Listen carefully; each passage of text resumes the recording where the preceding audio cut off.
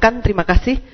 Saya berterima kasih sekali. Ini acara yang sangat langka karena di sini bertemu orang pintar-pintar. Tadi kalau Pak Rektor bilang orang besar, kalau saya bilang di sini orang pintar, isinya akademia, NGO, development partner, termasuk dari pemerintahan. Kalau pemerintahan itu kan dia kaya data, ya, big data. Izin saya berdiri karena nanti ada bahan yang ini, bukan slide ini, tolong yang nomor 8. Sebetulnya ini interaktif, jadi mungkin kalau ketik www.chartmortality.org itu akan keluar seperti ini. Jadi ini apa? UNICEF, UNFPA, WHO, USAID, Bank Dunia. Jadi pada waktu MDG mereka menyadari ini kan harus dievaluasi pencapaian MDG. Nah, mereka sadar semua negara, terutama developing country, datanya itu tidak available. Namanya civil registration-nya itu jelek, termasuk Indonesia. Sehingga tergantung kepada survei, estimasi data. Kita punya SDKI, ya, data estimasi itu ada SDKI, ada Susenas, ada sensus. Mana yang dipakai? Ya, lalu mana yang dipakai? Negara lain juga seperti itu. Kan ini harus apple to apple antar negara. Jadi mereka membentuk yang namanya interagency. Saya salah pencet yang. Nah, salah, yang tadi loncat. Interagency mortality estimate, yang tugasnya itu mereka melakukan harmonisasi data. Sehingga keluarlah seperti ini. Jadi ini kalau tidak salah yang segitiga ini itu kalau diklik itu SDKI tahun yang terakhir. Jadi ini dari tahun 50. Ini ada semua. Jadi ada data Susenas, SDKI. Jadi semua negara datanya itu dihimpun ke sini. Jadi Litbang, BPS dari tiap-tiap negara itu ikutan menyusun ini, dilakukan modeling, dilakukan regression analysis. Jadi sebetulnya yang dibaca itu trennya. Jadi kita bisa klik di setiap tahun di sini terbaca. Dan di sini kelihatan bahwa Indonesia itu on track. Ya, ini lihat yang hijaunya ini. 2000 ini yang targetnya itu yang orange ini targetnya itu masih di 2015 kan? Ini belum 2015 sudah hampir tercapai. Jadi sebetulnya saya tahu ini belakangan. Saya baru 4 bulan dilantik jadi direktur anak. 1 bulan setelah saya dilantik, mendadak saya diminta menggantikan Ibu Menteri, ya, sebagai panelis di New York. Panel yang lainnya itu siapa tahu? Ban Ki-moon, Chelsea Clinton, First Lady-nya Nigeria. Saya siapa? Saya pikir saya cuma Lady Jane saja ya di sana gitu ya. Nah, jadi saya tanya, kenapa Indonesia diundang? Ternyata di Indonesia itu dinilai dari data ini Indonesia itu negara yang sulit tapi mencapai target untuk angka kematian bayi balita. Loh, setahu saya SDKI kita belum tercapai. Baru saya tahu ada seperti ini. Jadi jadi saya di sana diminta untuk semacam menceritakan sukses story Indonesia. Nah loh, sukses story Indonesia bagaimana bisa menurunkan angka kematian padahal negara kita sulit gitu. Jadi yang saya lakukan adalah saya cari pada awal tahun 90 MDG Indonesia dengan yang angka kematiannya seperti ini penyebab kematiannya itu apa? Lalu dibandingkan dengan yang terakhir yang SDKI yang 2007. Yang saya perhatikan di sana adalah di sini waktu awal tahun 90-an, di situ masih ada penyakit-penyakit campak, difteri, pertusis. Nah, sedangkan di tahun akhir-akhir ini sudah tidak ada yang itu. Yang ada tuh pneumonia, diare. Dan kita tahu itu penyakit-penyakit yang vaksin preventable, bisa dicegah. Jadi ya saya ngomong aja enak bahwa sukses story-nya itu adalah karena imunisasi. Gitu. Kebetulan saya 20 tahun di imunisasi ya. Nah, jadi arti itu. Nah, jadi kita itu harus sebetulnya ini sebetulnya dari kebijakan ya, ini kok nggak dianalisa ini ya. Jadi ada pneumonia dan diare itu 55% untuk kematian bayi balita itu karena pneumonia dan diare. 2 penyakit itu sudah vaksin preventable tapi belum diintroduksi ya. Nah, kemudian terkait itu Nah, kemudian tadi Pak Laksono mengatakan bahwa mapping kabupaten kota ada masalah fragmentasi, betul? Fragmentasi program-program kita itu lahirnya itu sendiri-sendiri, ya, satu-satu, jadi sangat fragmented, ya. Kemudian kita itu tidak berusaha mengintegrasikan satu sama lain intervensi, ya. Nah, jadi kalau kita lihat itu setiap intervensi, kegiatan-kegiatannya itu punya pedoman sendiri-sendiri, ratusan pedoman. Bayangkan itu ratusan pedoman jatuh ke hilir, ke puskesmas, rumah sakit. Siapa yang bisa menguasai itu semua, gitu. Nah, yang salah adalah harusnya semua pedoman itu lalu dibuat SOP-nya. Jadi di tiap health facility, puskesmas, rumah sakit itu ada SOP-nya, dibuat SOP-nya.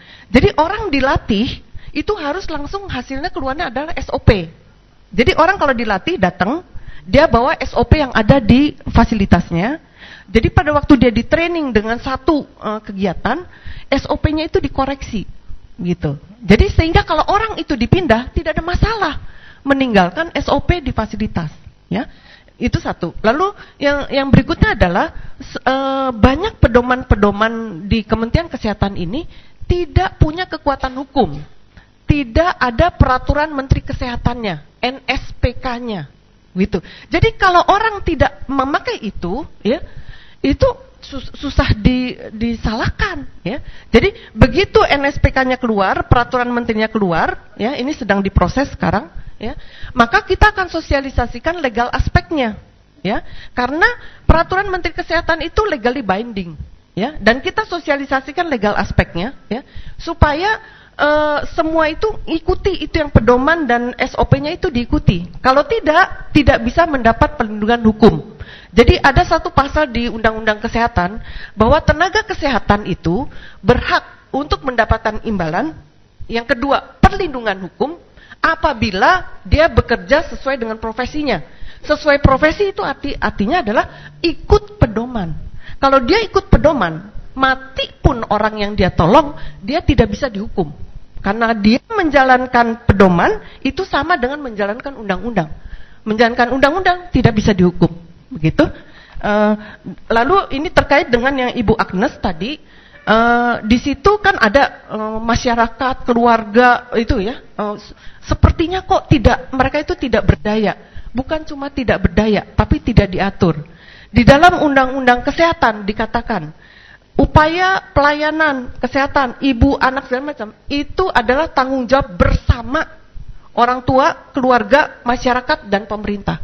Tapi semua pedoman yang kita buat, yang pakai Permenkes itu cuma untuk provider, untuk pemerintah maupun swasta, ya.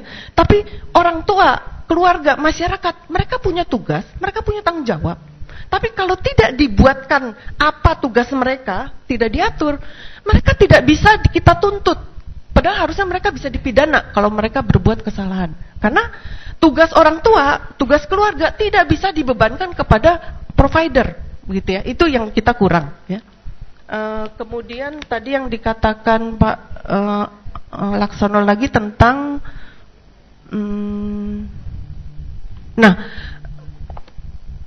tentang sense of crisis. Begini. Jadi nantinya kita sudah merencanakan, ya, semua standar, ya, regulasi yang ada itu nanti akan kita mapping. Kita coba mapping. Jadi sudah ada waktu riset fasilitas kesehatan itu sudah ada peta GIS dari semua fasilitas kesehatan, puskesmas maupun rumah sakit. Sudah ada koordinatnya, ada petanya. Nah, itu kita akan isi tiap titik puskesmas dan rumah sakit dengan standar yang harus mereka miliki. Ya, standar untuk pelayanan kesehatan itu kita akan isi itu semua. Lalu nanti kita akan mapping. Jadi mereka yang substandar, tidak ikut standar, akan beda warnanya. Misalnya, kalau misalnya pimpinan melihat di misalnya kepala dinas kabupaten, dia buka itu one map. One map itu yang dibuat adalah Badan Informatika Geospasial. Dulu Bakor Sutanal, sekarang menjadi BIG. Ya, mereka menciptakan namanya One Map. Itu nanti semua kementerian itu harus bisa memapping itu semua. Jadi kalau standar dari setiap vaskes itu kita isikan di sana, maka manajer bisa lihat vaskes mana yang substandar. Nanti seharusnya pada waktu BPJS, kalau substandar dia tidak boleh operate. Kalau operate berarti itu berbahaya, ya seperti itu. Jadi kami mendukung sekali mapping seperti itu. Kemudian tadi Pak Laksana mengatakan juga tentang yang yang surveillance response ya. Tadi itu kami ini sekali. Jadi pertama kita memang secara nasional betul-betul Pak Laksono. Pertama nasional turun. Habis itu kita lihat turun ke bawah. Apakah itu merata provinsi? Ya, harus merata provinsi. Kalau provinsi sudah rata, cakupannya turun, angka kematiannya turun, kita lihat per kabupaten. Kemudian turun lagi sampai ke desa, seperti imunisasi, mencapai target UCI mulai nasional dulu, jadi supaya equity, semuanya merata, seperti itu. Nah, terakhir adalah itu yang namanya yang surveillance response. Sekarang semua sudah rata, cakupan sudah rata tinggi misalnya, sudah rata bagus. Lalu kita mau tahu di mana lagi ada masalah, itu surveillance response. Satu kasus kematian dianggap KLB. Turun, lakukan audit maternal perinatal, koreksi di situ. Ketemu di situ masalah apa di sekitar kasus itu, koreksi di situ. Gitu. Jadi kami mendukung itu, kami terima kasih diingatkan. Kemudian ya, ini sudah ini. Yang tadi kami terima kasih sekali yang policy brief ini. Jadi kami jujur di GCKIA belum ada yang namanya komite ahli. Ya, komite ahli itu jadi pada waktu decision making proses ya untuk sampai keluar NSPK itu seharusnya melalui komite ahli yang isinya adalah kelompok-kelompok ahli itu, ada akademia ya, itu duduk di sana untuk mereview semua evidence yang ada. Nah, ini terima kasih sekali sudah ada kelompok ini. Jadi bahan-bahan dari kelompok ini seharusnya nanti akan direview oleh komite ahli. Nanti komite ahli itu nanti akan mengendorse-nya. Kalau sudah cukup evidence-nya, mengendorse-nya, lalu direkomendasikan kepada menteri untuk dilaksanakan. Baru itu lalu diproses NSPK-nya. Itu kami akan lakukan. Kemudian tolong dilihat yang slide yang berikutnya. Ya,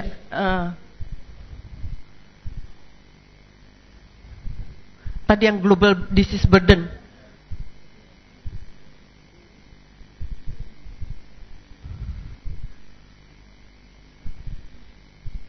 Bukan yang dari sini, itu tadi yang slide yang di atas nomor 2 kalau tidak salah.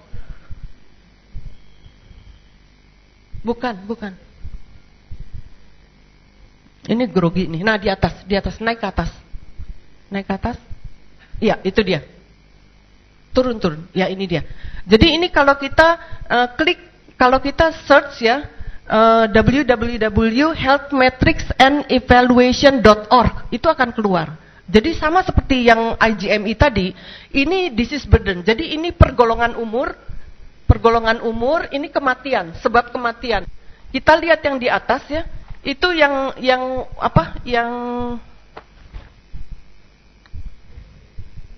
warna ini gray, ini adalah neonatal disorder, kematian karena neonatal disorder. Ini yang yellow ini adalah diarrhea dan infectious disease, ya, HIV dan sebagainya. Kita lihat ini global seperti ini, ya, kita lihat ini tinggi. Lihat Indonesia mirip dengan global. Lihat Thailand.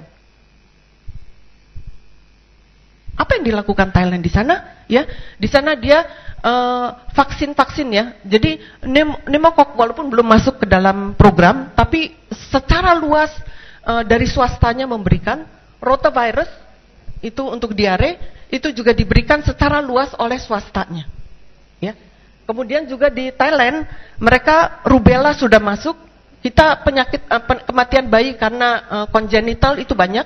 ya. Itu karena kita rubella belum masuk, pneumokok belum masuk, rotavirus belum masuk, Japanese encephalitis itu sudah masuk juga di Thailand, dan di Thailand ini deworming ya. Jadi penyebab anemia pada ibu ya itu ternyata banyak karena kecacingan, kita tidak deworming pada ibu hamil maupun pada anak sekolah. Itu tidak dilakukan ya. Lanjut.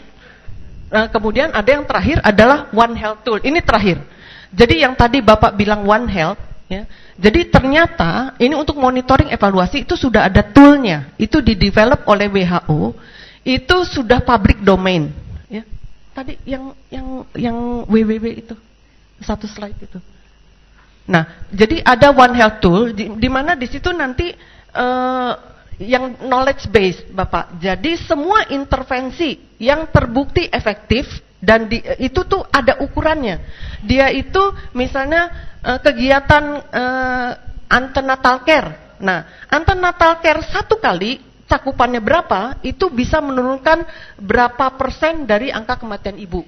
Jadi sudah ada di tingkat dunia, di tingkat global, itu sudah ada evidence-nya. Nah ini, ya. Buka ini, di situ ada tool-nya. Jadi sudah diisi, ya, by default sudah diisi. Jadi untuk kegiatan, kalau untuk kegiatan K1, itu menurunkan angka kematian bayi berapa. Sehingga kalau cakupannya berapa persen, lalu ya jangan harap bisa menurunkan seperti itu. Jadi itu sudah ada toolnya ya. Kami akan mencoba mensosialisasikannya. Terima kasih, mohon maaf terlalu banyak.